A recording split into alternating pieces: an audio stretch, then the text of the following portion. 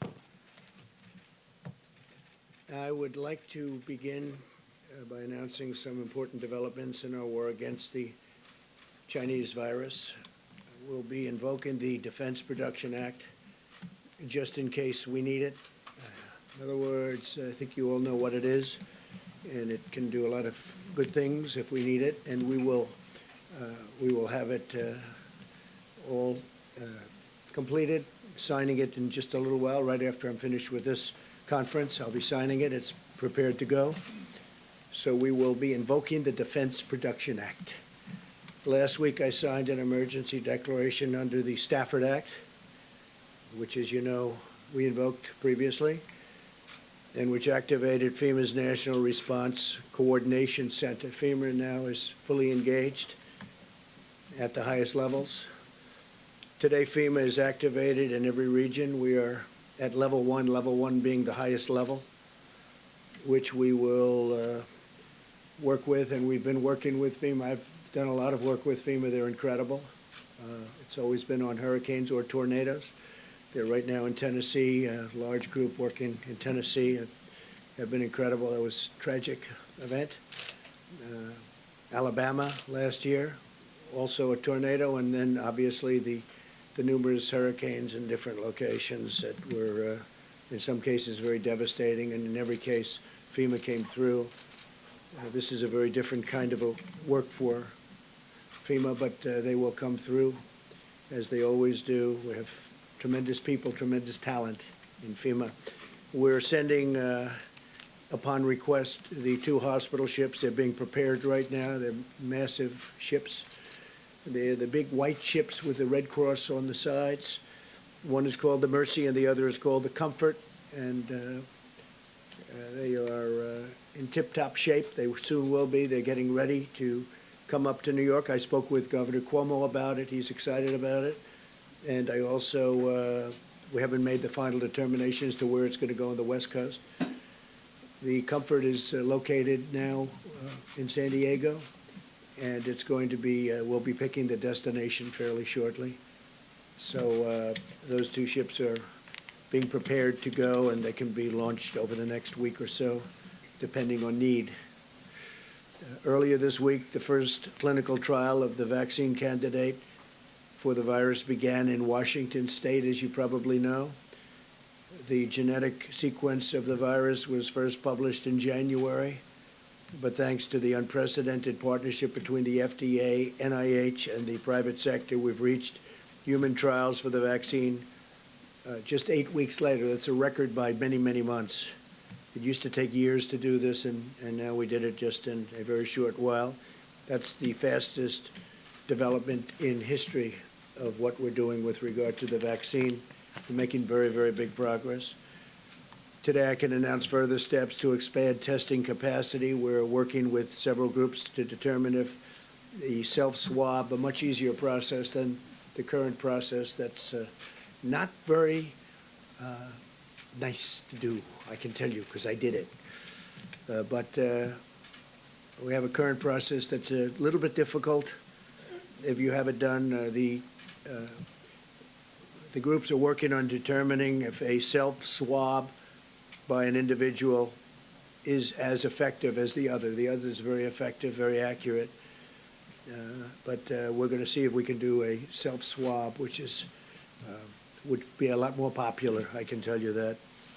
So, and that would be administered also by a health official, but it would be a lot easier to do. The fact is that the health professionals would free up a lot. Let me just say, the self-swab is what it is. It's a self-swab. You do it yourself. The other has to be issued by a health professional, and it's something that is quite difficult. And we think it's working out for the self-swab. And if it would test positive, the people would go and they would do what they have to do. But we think that's probably working out. I've asked the FDA to cut through the red tape and reduce regulatory barriers. We are looking at some very exciting things, and I'm going to be holding a second news conference either today. We're going to talk about the FDA. Some things are happening that are quite exciting. And We're going to be doing that either later today or tomorrow, fairly early tomorrow. So we'll see what happens. But the FDA, my instructions is I've been working very, very hard on a number of developments, and we'll be discussing them with you later today or tomorrow. And this afternoon, I'll be meeting with nurses on the front lines of the battle against the virus. They're truly American heroes. They want to get it done. They're incredible people. So we're going to be meeting with nurses, and I actually look forward to that. Very brave. They're taking a lot of risk, and they have done an incredible job, and they never complain. Today, I'm also announcing that the Department of Housing and Urban Development is providing immediate relief to renters and homeowners by suspending all foreclosures and evictions until the end of April. So we're working very closely with Dr. Ben Carson and everybody from HUD. Every generation of Americans has been called to make shared sacrifices for the good of the nation. In World War II, young people in their teenage years volunteered to fight. They wanted to fight so badly because they love our country. Workers refused to go home and slept on factory floors to keep assembly lines running. And, you know, the numbers of ships that they built during World War II to this day has nothing like that has ever been equal. They were doing ships literally on a daily basis. Nobody's ever seen anything like it. And to this day, nobody's seen anything like that, what they were able to do during World War II. And now it's our time. We must sacrifice together because we are all in this together, and we'll come through together. It's the invisible enemy. That's always the toughest enemy, the invisible enemy, but we're going to defeat the invisible enemy. I think we're going to do it even faster than we thought, and it will be a complete victory. It'll be a total victory. So we'll have a second conference, again, having to do with the FDA, and this, I think it's going to be potentially a very exciting news conference, and we will do it as quickly as we can, so whether it's today or tomorrow. And I'll, with that, ask Mike Pence to say a few words, and thank you very much. Thank you, Mr. President. The White House Coronavirus Task Force met this morning, and now that we have cases in all 50 states, we're continuing to move out on the President's call to bring the full resources of the federal government, a full partnership with every state and territory, the full power of the American economy to support businesses and families. As the President says to us and every day, we'll do whatever it takes. We're all in this together. Yesterday, the President met with the tourism industry executives and also had an engaging discussion with all the top companies in our industrial and medical supply chain. The President, as you all are aware, also announced today that by mutual consent, the northern border to Canada will be closed to non-essential travel. This does not include essential travel or the transit of goods, but it was through mutual discussion that took place this morning between the President and Prime Minister Trudeau, and the Department of Homeland Security will be effectuating that decision. The President spoke with some of the nation's top business leaders today, again, to speak about the supply chain in the country. For our part, we're going to be conducting a conference call later today with state and local health officials to renew our ongoing commitment of cooperation and collaboration. As the President said last week in signing the Stafford Act, he stood up the National Response Coordination Center, and today at the President's direction, FEMA has gone to level 1. FEMA's mission is to support disasters that are locally executed, state managed, and federally supported. And tomorrow, the President will be hosting all the nation's governors from a video conference at FEMA to ensure that they have full connection to all of the activated regions for FEMA going forward. With regard to testing, I'm pleased to report that we're increasing the number of tests being performed by the thousands every day, thanks to the public-private partnership that President Trump forged with commercial laboratories around the country. Our health experts tell us to remind every American, it's important to remember, people without symptoms should not get tested. We want to make sure that the supply of testing is there for those that need it most or are symptomatic or in the vulnerable population. Dr. Deborah Birx in a moment will address the progress that we're making on testing, the infection rate, our recommendations to every America, as well as some important new findings about the impact on youth that we're gaining from data that's coming in from Europe that'll be important to every American. On the subject of supplies, the President has our task force extremely focused, as the President mentioned mentioned that he's invoking the Defense Production Act today. Secretary Esper in a few moments will describe the ongoing efforts that the Department of Defense is taking to make medical resources available. Secretary Robert Wilkie will announce decisions the VA has made to expand hospital capacity within their system. Also, with regard to medical personnel, at the President's direction, HHS is issuing a regulation today that will allow all doctors and medical professionals to practice across state lines to meet the needs of hospitals that may arise in adjoining areas. In addition to that, we are again today asking every American and our medical community leaders and hospitals to partner with us in delaying elective procedures across the country in our healthcare system to ensure that medical supplies and medical capacity go where they're needed most. Seema Verma will describe guidance that CMS will be issuing on that front. And finally, I want to remind every American of the President's 15-day guidance to slow the spread. We are grateful for members of the media and the general public that are adhering to these, sharing them with neighbors and friends. All of our experts continue to believe that if every American will do their part and embrace and put into practice these principles, that we can significantly limit the reach of the coronavirus in the weeks and months ahead. Thank you, Mr. President. Thank you very much. Dr. Birx, please. Thank you. Thank you, Mr. President, Mr. Vice President. So, we continue to look at data every single day. There are concerning reports coming out of France and Italy about some young people getting seriously ill and very seriously ill in the ICUs. We think part of this may be that people heeded the early data coming out of China and coming out of South Korea that the elderly or those with pre-existing medical conditions were at particular risk. It may have been that the millennial generation, our largest generation, our future generation that will carry us through for the next multiple decades, there may be disproportional number of infections among that group. And so even if it's a rare occurrence, it may be seen more frequently in that group and be evident now. So we're looking at that information very carefully. We have not seen any significant mortality in the children, but we are concerned about the early reports coming out of Italy and France. So again, I'm going to call on that generation that's part of that group that brought us innovation, particularly throughout all of their ability to look around corners and skip through games. I always went level by level. I didn't realize that you could go from level 3 to level 7.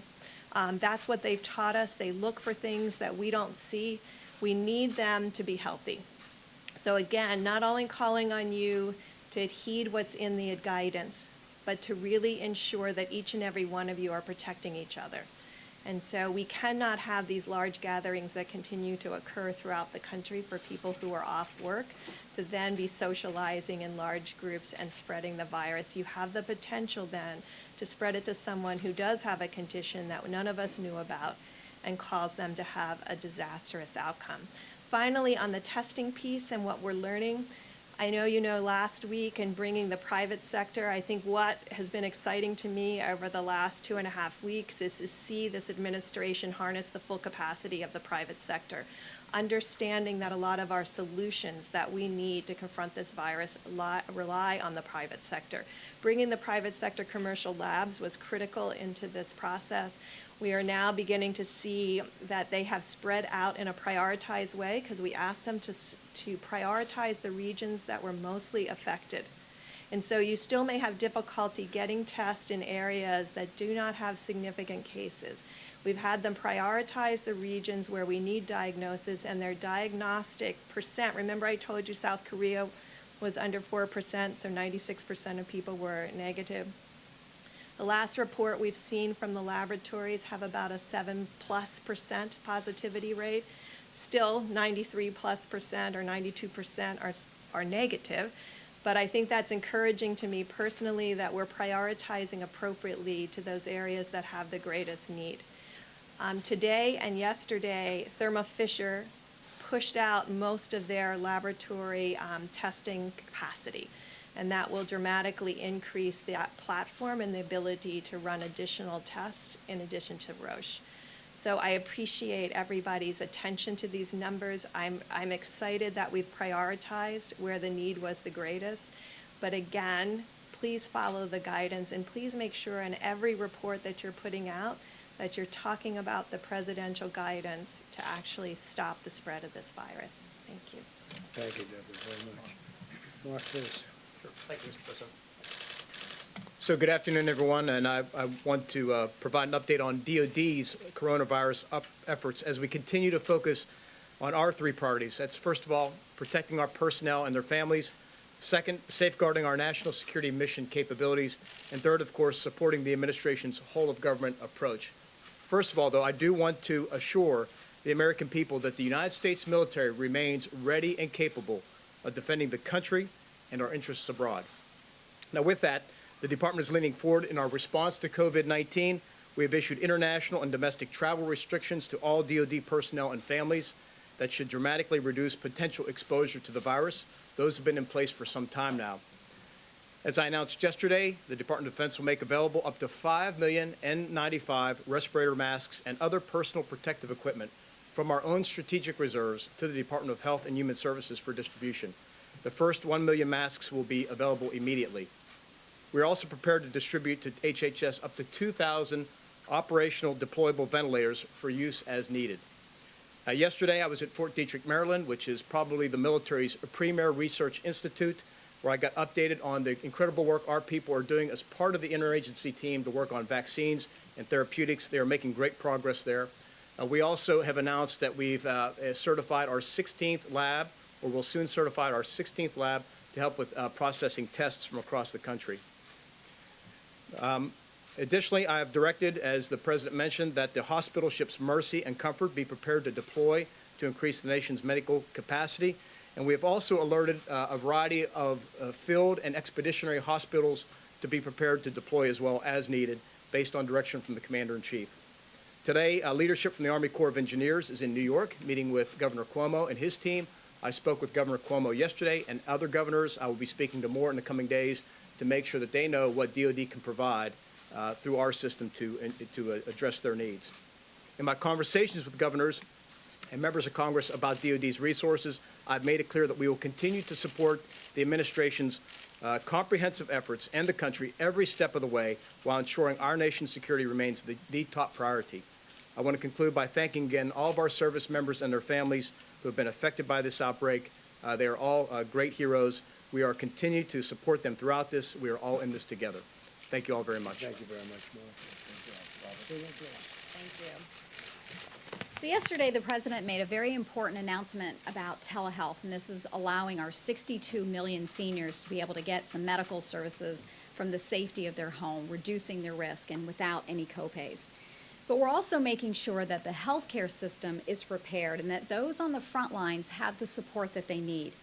The reality is the stakes are high, and we need to preserve personal protective equipment for those that are on the front lines of this fight.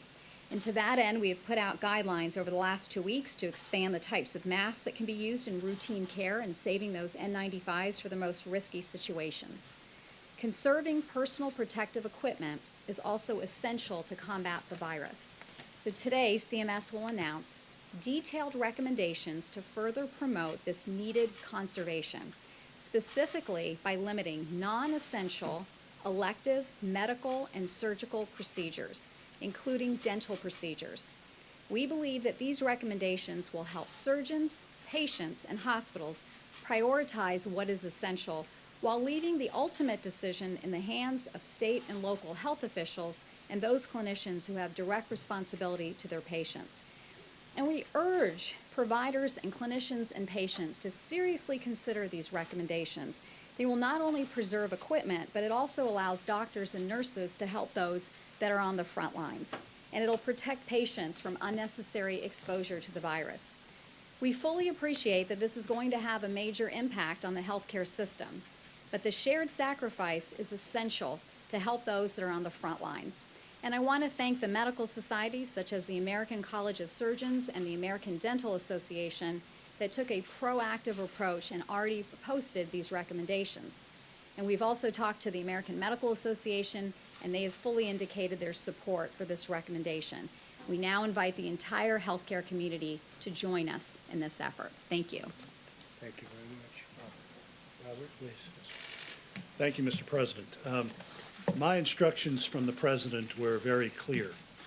I was to do everything imaginable as aggressively as possible to protect the 9.5 million veterans who are part of the Department of Veterans Affairs. Last month, we established 19 emergency operations centers across the country. We began to limit the number of visitors who entered our facilities.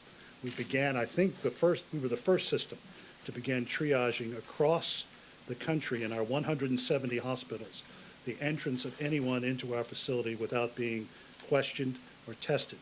We expanded those restrictions to those in our 135 community living centers, which have about 7,800 veterans who are in acute conditions, to make sure that they were protected.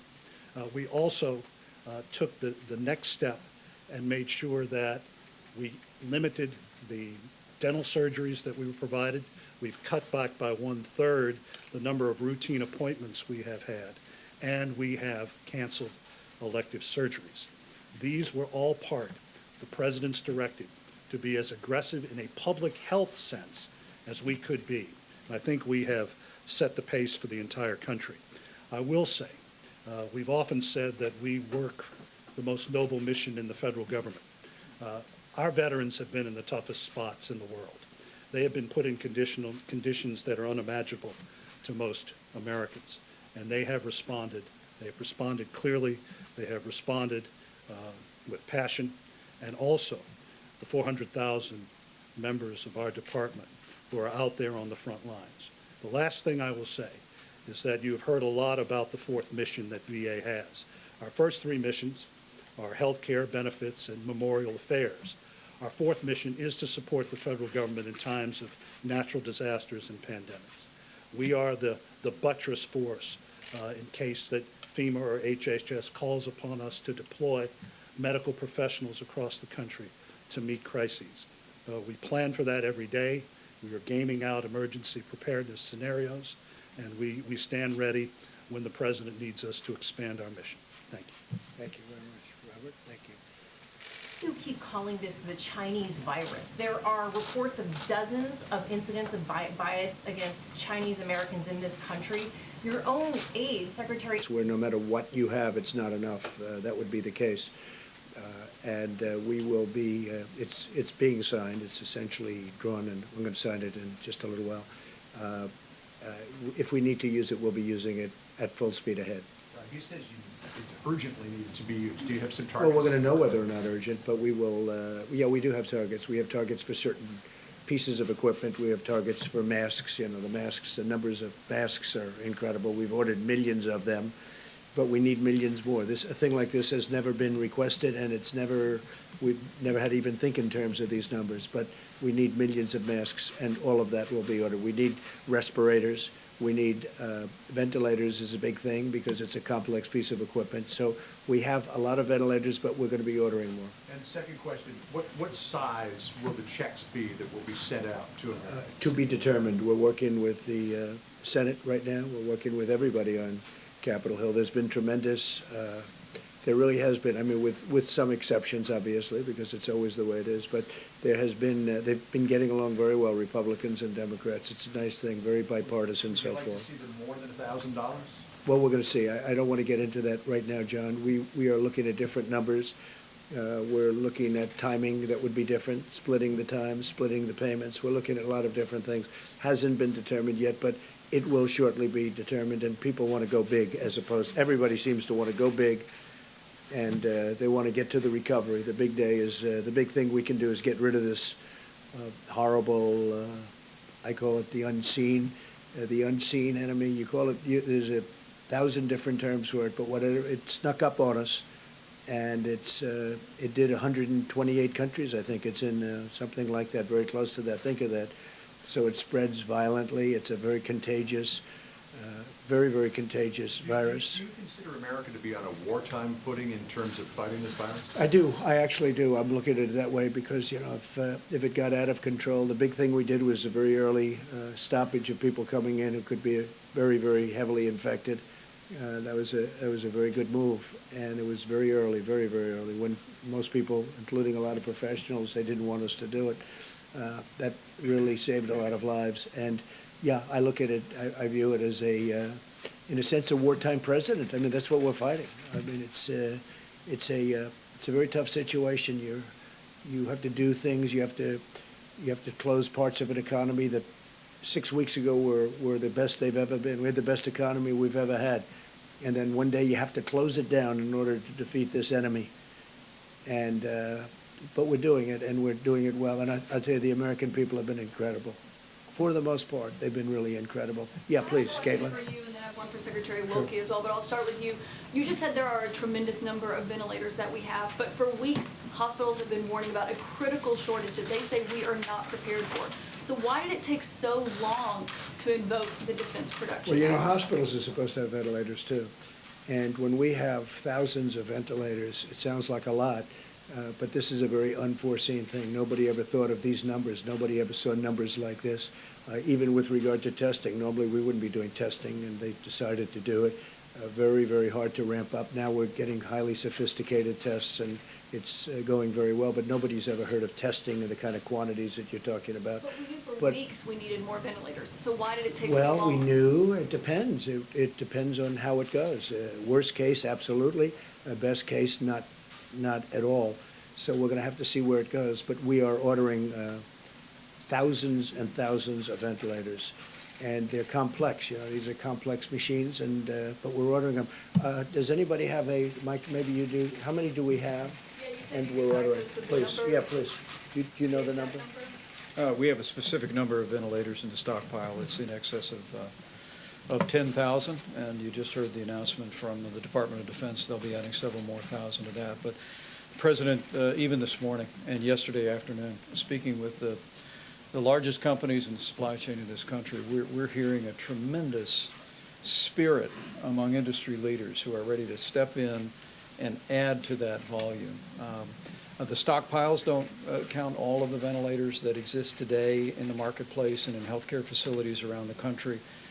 But the President's given us a directive to make sure that our stockpile, but just as importantly, working with industry leaders, that we're securing the increase in ventilators, the increase in masks, gloves, eye protective care, garments that are all necessary to lean forward. And we're confident we'll be able to accomplish that with the incredible cooperation of the supply chain that exists in America today.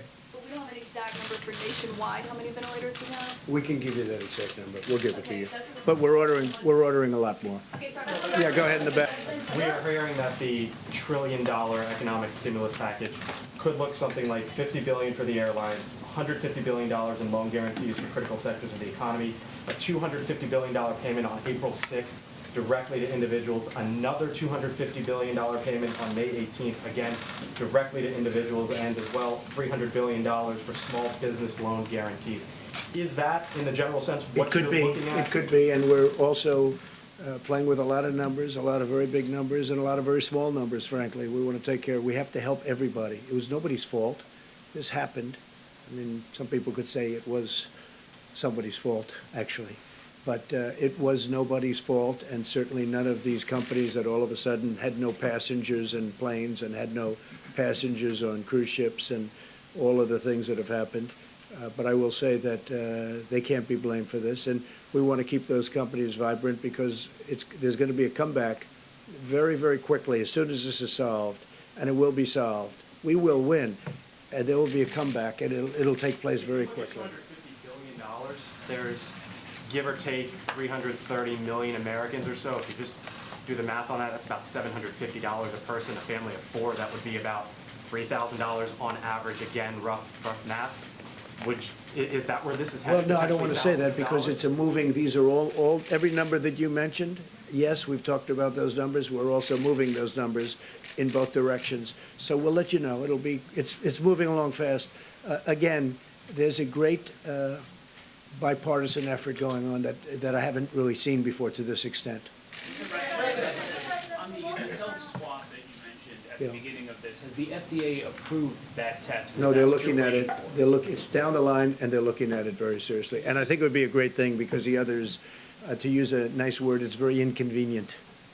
And a It's second very question tough. for you, sir. You tweeted this morning about your approval rating amongst Republicans. You have said that you give yourself a 10 in terms of handling this crisis. How do you reassure Americans at home who don't trust you to handle a crisis of this magnitude? Well, I think we're doing a really good job. We started off with a termination of the border, the people coming in from China, where this all started. That meant I took it very seriously. And when I use the word calm doesn't mean that I'm not taking it seriously. Calm means, and we should be calm, we should be extremely calm.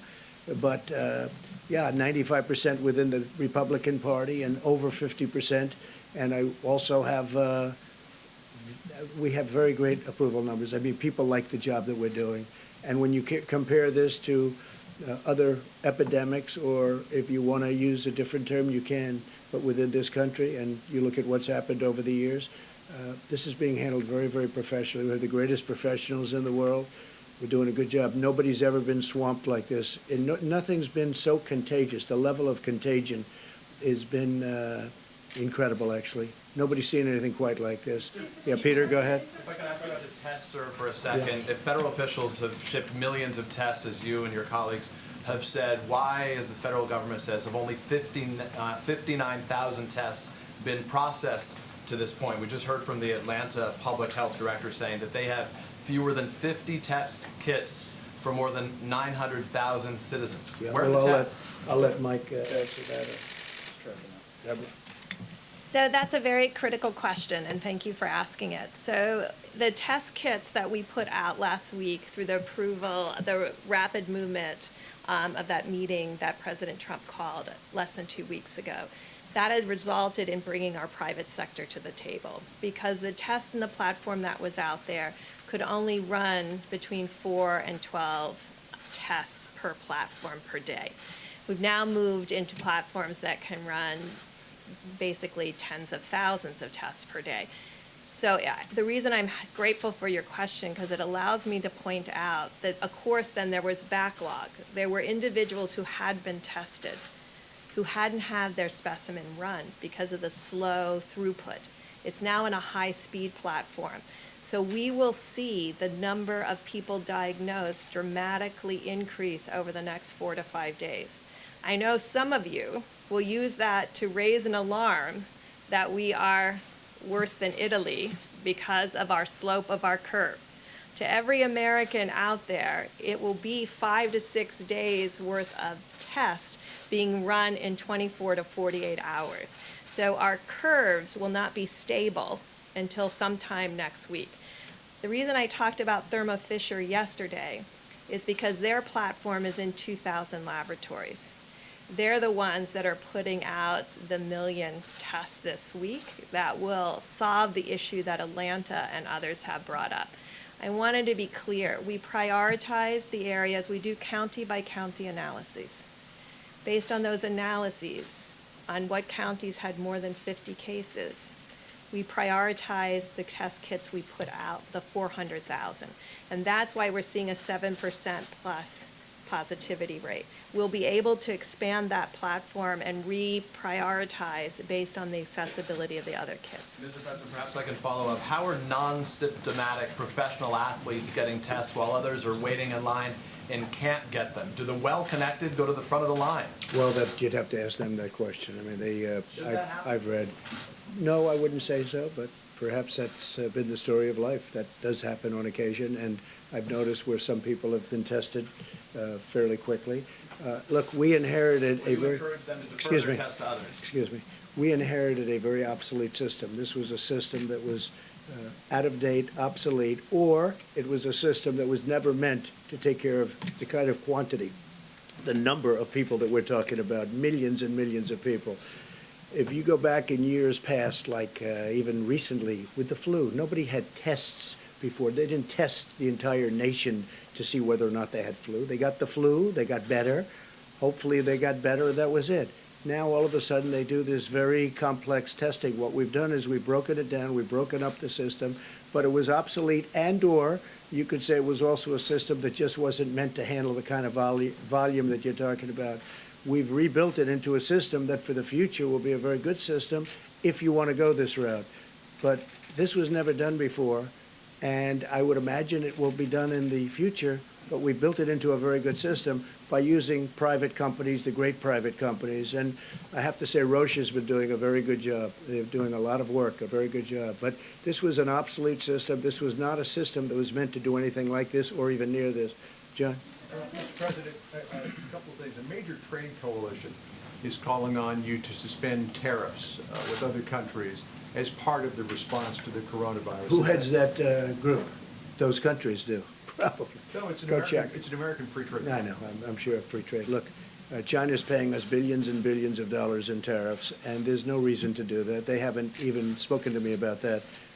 China hasn't asked me to do that, but we're getting billions of dollars a year from tariffs from China, and I can't imagine Americans asking for that, but it could be that China will ask for a suspension or something. We'll see what happens. China's having a very rough time. They have their worst year in 76 years, as I understand it.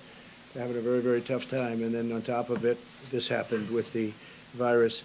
But no, we're taking in billions of dollars a year in tariffs, and this was caused by something totally unrelated to tariffs. And on asylum seekers and people who cross the southern border illegally, are you planning to invoke 42 U.S.C. 265, which would allow you to prohibit entry of certain people The across answer is the border? yes.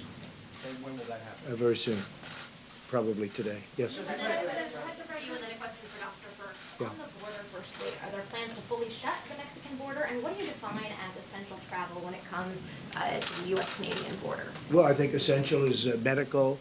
We have military working together. We have industry working together. And again, it's not affecting trade. So things like that. But just leisurely, let's go to a restaurant and have dinner, which a lot of people do. They come both ways. They go in both directions, that kind of thing we have ended on a temporary basis. Yeah, please, go ahead. Not close it. No, we're not going to close it. But we are invoking a certain provision that will allow us great latitude as to what we do. May I ask Please. some questions if I could? Yeah, The go Wall ahead. Street You know what? Go Journal ahead. is- Sure. The Wall Street Journal. Doctor? So I just wanted to clarify something, because just a week ago, you all were standing here telling us that unless you had sustained contact with somebody who was symptomatic for COVID-19, you really didn't need to worry. You told the president, the vice president, that if they shook hands with somebody who had this, if they took a photograph with somebody who had this, they didn't really need to worry. And yet, several days later, we're in a situation where people are being told, don't leave your houses. There are curfews saying you cannot walk alone at night after a certain time. Can you walk us through what seems like a very dramatic swing, a very dramatic disconnect from what we were hearing before to what we're hearing now? So two things. We look at data all the time, and I know you're looking at the China and South Korea data. And when you look at China and South Korea data and you look what China and South Korea did, you can see that their curves are not only blunted outside of Wuhan, so the Chinese areas outside of Wuhan, blunted curve, and South Korea, blunted curve. If you look at their curve today, they're already on the far end of their epidemic curve. Of course, none of those countries are fully back to work, and so that's what we worry about too. Secondly, there was a series of scientific articles published, and I know you've seen them too, about surface contamination. I think none of us really understood the level of surface piece. So we're still working out how much is it by human-human transmission and how much is it by surface. And this is why those fundamental guidelines were put out that says don't expose yourself to surfaces outside the home. Basically what those guidelines are is don't expose yourself to excess number of persons who could be asymptomatic and infected, and then the person-to-person contact, and don't expose yourself to surfaces that could have had the virus on it, for which on hard surfaces, I know we had the cardboard issue about shipping, hard surfaces, not shown in fabric as much or in cardboard, but hard surface transmission.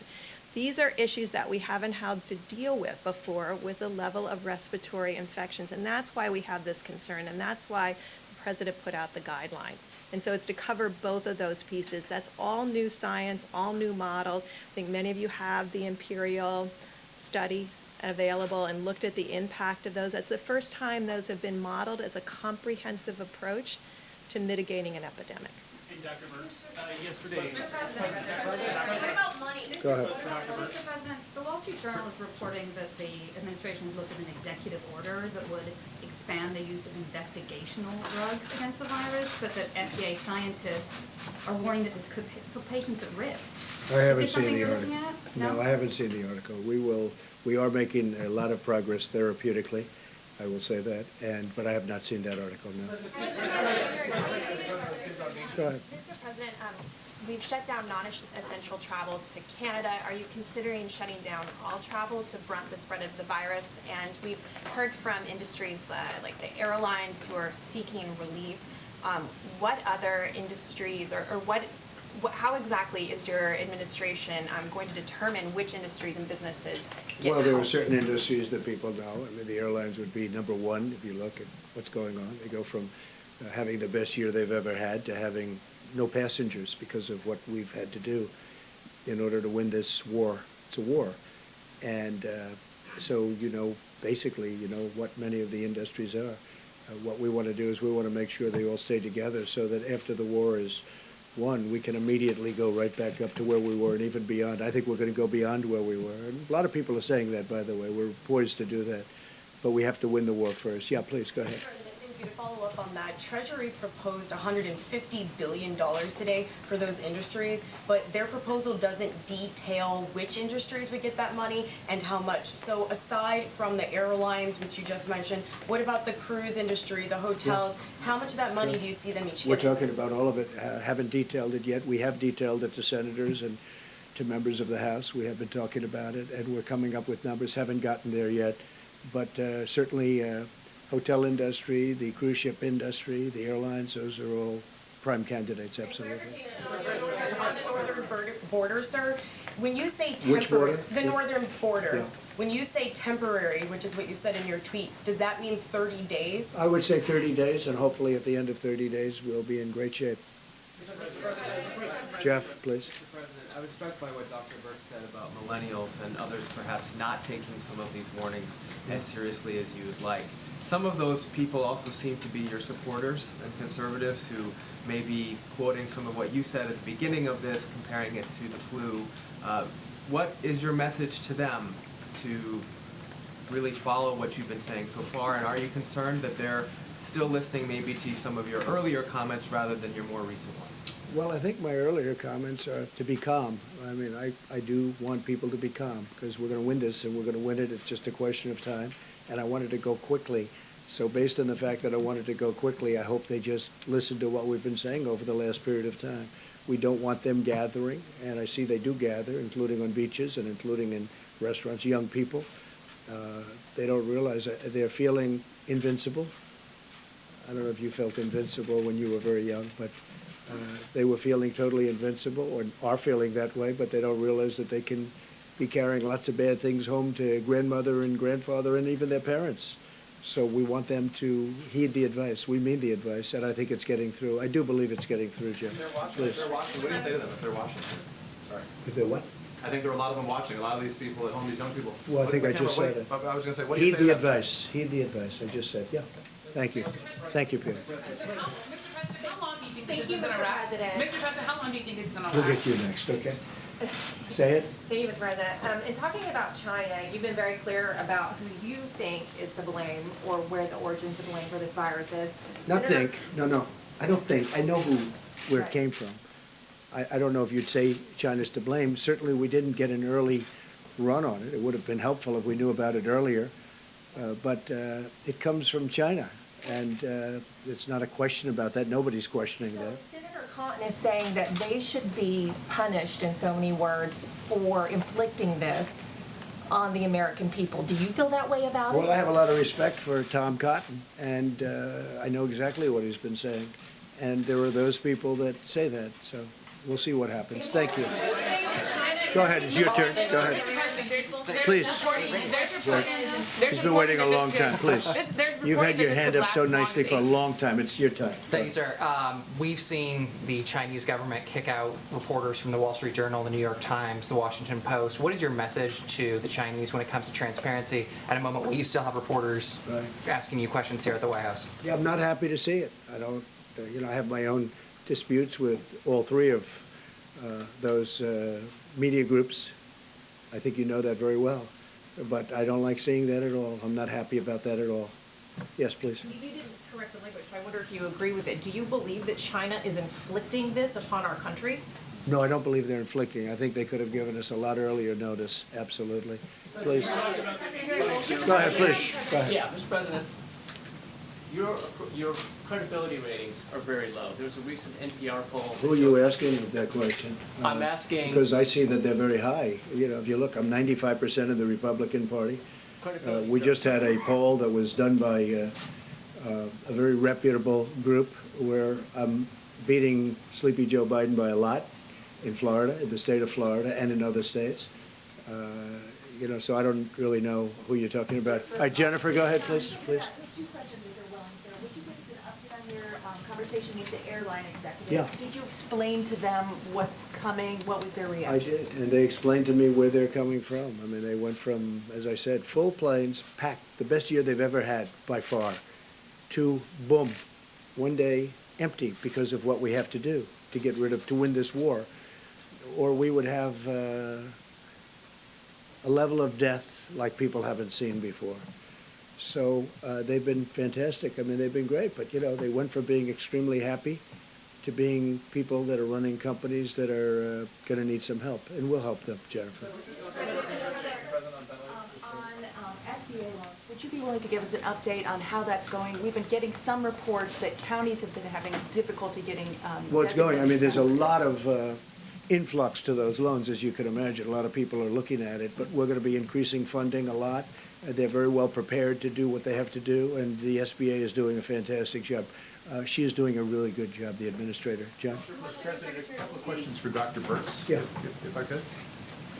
Dr. Burks, French researchers have had some luck with hydroxychloroquine in shortening the duration of disease. Is that something that might be in the arsenal of therapeutics here in the United States?